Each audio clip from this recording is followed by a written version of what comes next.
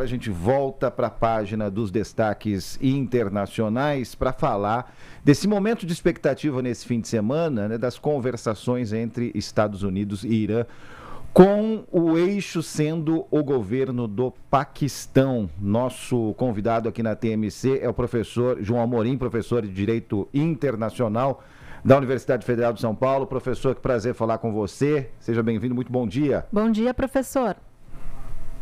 Bom dia, Felipe. Bom dia, Estela. É um prazer estar com vocês e com quem nos assiste, nos escuta pela TMC.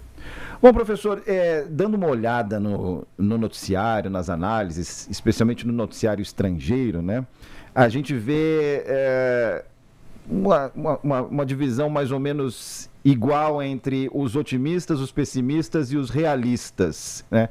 Qual que é a análise que você faz das possibilidades desse encontro em Islamabad nesse fim de semana? Olha, as expectativas são, obviamente, como eu partilho, né, do lado dos que olham e esperam que a coisa se resolva, né, que toda essa loucura iniciada há mais de pelo menos 40 dias, se encerre. Mas olhando como a situação, os prognósticos, etc., e todo o que antecede, né, o próprio conflito, eu acompanho com um pouco de apreensão, de preocupação, porque não nos esqueçamos que o primeiro ataque, o início dos atos de agressão contra o Irã, se deu justamente em meio a uma negociação de paz, a uma negociação política, onde, segundo informações dos mediadores àquela época, né, os mediadores de Omã e do Catar, né, teria-se chegado a um acordo para se diminuir as tensões e, justamente depois de se chegar ao acordo, os Estados Unidos e Israel atacaram o Irã, dando início a toda essa loucura. Então, nós temos que, por mais esperançosos que sejamos, nós temos que nos munir de cautela para observar o que vem acontecendo. A delegação americana, presidida pelo vice-presidente J.D. Vance, foi um dos pedidos, uma das exigências, né, do lado iraniano e do governo paquistanês, que fosse presidido diretamente pelo vice-presidente, fossem conduzidas as negociações pelo lado estadunidense pelo vice-presidente. A delegação iraniana já está, obviamente, em Islamabad, e a expectativa é que os 10 pontos, os famosos 10 pontos anunciados, que, segundo informações relacionadas à mídia iraniana, consistem nos mesmos, a maioria deles consiste nos mesmos pontos que haviam sido acordados anteriormente: suspensão das sanções internacionais, controle sobre o Estreito de Hormuz para a liberação do tráfico internacional de cargas e de petróleo, e uma série de outras situações que vêm, né, sendo impostas ao Irã desde muito antes do início da guerra. Agora, como essa negociação vai transcorrer, se ela vai ser cumprida, porque os ataques, apesar do anúncio de cessar-fogo, os ataques não foram interrompidos, nem em solo iraniano, nem em solo israelense, muito menos em solo libanês, né? Foi, inclusive, a razão pela qual o Estreito de Hormuz voltou a ser fechado, né, pouco depois do anúncio desse cessar-fogo para essa negociação. Então, eu tenho esperança de que se chegue a um acordo, de que esse conflito se encerre, mas o histórico não é favorável a essa expectativa, Felipe e Estela. E, professor, sim, tentamos ser otimistas, mas precisamos ser realistas, né? A gente sabe, os ataques foram contundentes, a retaliação também foi contundente. Depois de 40 dias de conflito, dá para se fazer um balanço, além de, claro, o mundo inteiro estar sofrendo com as consequências, né? Especialmente da alta dos combustíveis. Até agora, dá para a gente pesar, colocar numa balança quem está ganhando, quem está perdendo, ninguém está ganhando, ninguém está perdendo, quem está cedendo mais do que o outro? Dá para a gente colocar isso numa balança?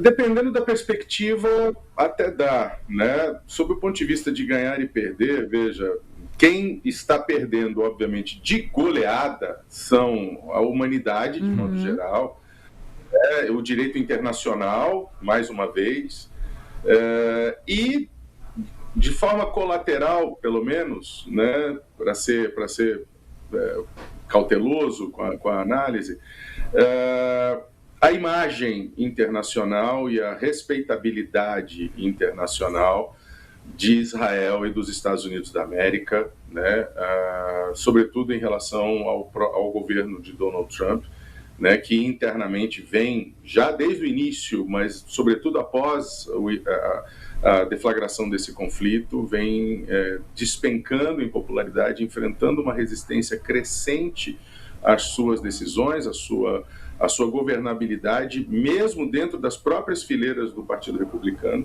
Então, de imediato, eu responderia para você que os primeiros perdedores seriam esses. Agora, de forma indireta, a economia global ainda vai demorar, mesmo que o conflito se encerre imediatamente, se chegue a um acordo de paz nesse final de semana, a economia global vai ser afetada e vai continuar sendo afetada por um bom tempo.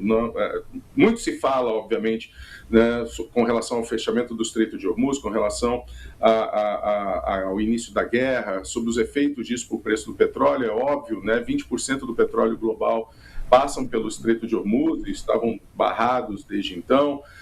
O Irã é um importante produtor, né, de petróleo, a região do Oriente Médio de modo geral, mas eu acho que os efeitos para a economia internacional vão ser sentidos ainda por bastante tempo, porque durante o conflito, tanto em solo iraniano quanto em países do Oriente Médio, como Catar, como Omã, como Emirados Árabes, como Arábia Saudita, importantíssimas estruturas para a cadeia produtiva industrial e para a cadeia produtiva de combustíveis e de geração de energia do planeta, de modo geral, foram destruídas.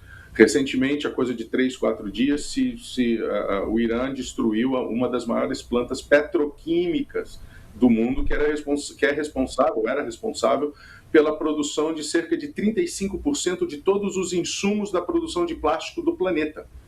Né? Veja a potencialidade de dano a curto, médio e longo prazo para essas questões. Refinarias importantes, a maior refinaria do mundo de petróleo foi atingida pelos conflitos, importantes centros de produção de energia, de gás natural foram atingidos.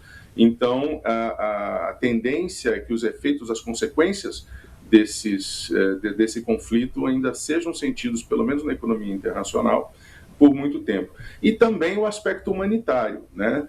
Cerca de 3 milhões de pessoas, segundo a ONU, já estão em deslocamento interno dentro do Irã e em outras regiões do Oriente Médio, 750 mil pessoas deslocadas forçadamente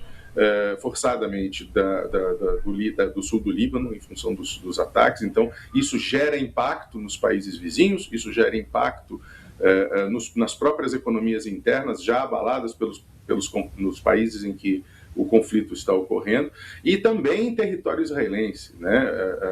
Esse conflito vem mostrando que o grande trunfo, a grande segurança, né, de Israel para a sua população não existe mais. Né? Não existe mais segurança para os israelenses dentro do seu próprio país, como vem mostrando sucessivos ataques em resposta à agressão feitas pelos drones iranianos em território israelense. Isso também é uma perda, né, nesse conflito. E também a imagem dos Estados Unidos perante os seus aliados no Oriente Médio. Né? Isso foi destruído assim que esses aliados começaram a ser atacados pelo Irã. Os Estados Unidos da América simplesmente não reagiram, sofreram os impactos, sofreram baixas. Boa parte das bases estadunidenses no Oriente Médio, que era a região do planeta com o maior número de bases militares estadunidenses, foram destruídas, foram afetadas gravemente.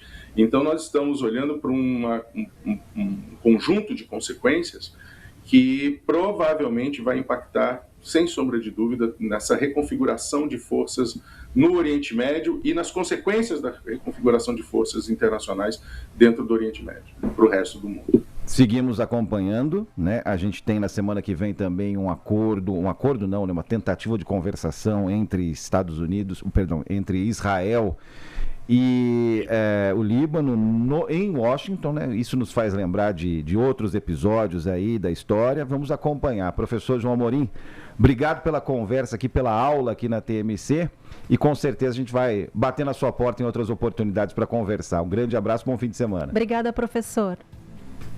Muito obrigado, Felipe. Obrigado, Estela. Estou sempre na audiência de vocês. É um prazer estar aqui. Estarei sempre que vocês precisarem. Forte abraço, boa continuidade. Muito obrigada, muito obrigada. Um bom dia. Agora